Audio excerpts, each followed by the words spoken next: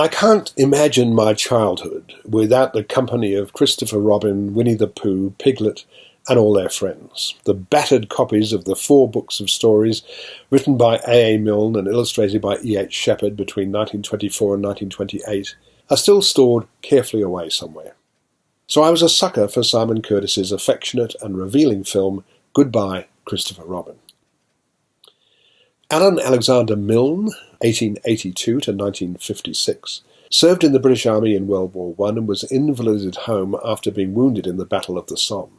As portrayed by Domhnall Gleeson in Curtis's film, he was profoundly affected by his wartime experiences and suffered an extreme form of what was then known as shell shock.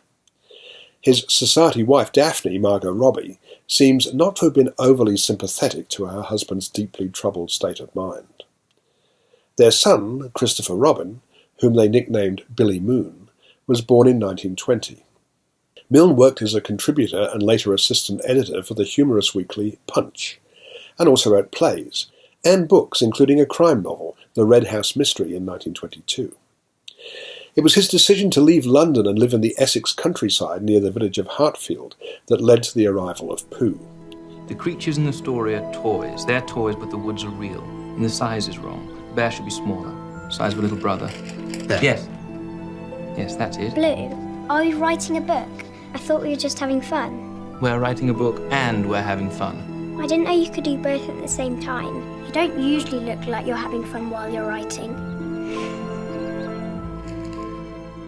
The flighty Daphne would leave her husband and son for weeks on end to enjoy life in London, inspiring the poem about James Morrison, Weatherby George Dupree, and his mother, who went down to the end of the town without consulting me, leaving the still troubled Milne in the company of his small son, Will Tilston.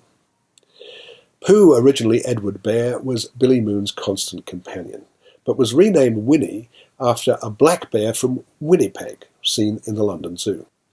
And then Billy's other toys entered the stories, the stuffed tiger called Tigger, the donkey called Eeyore, and so on.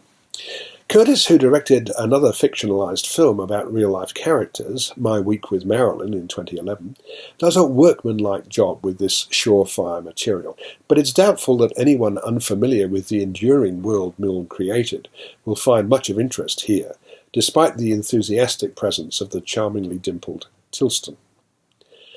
It's basically a story about a reluctant artist who becomes internationally famous almost overnight, and the effect this has on his family, and especially in this case, on the child who became the most reluctant celebrity.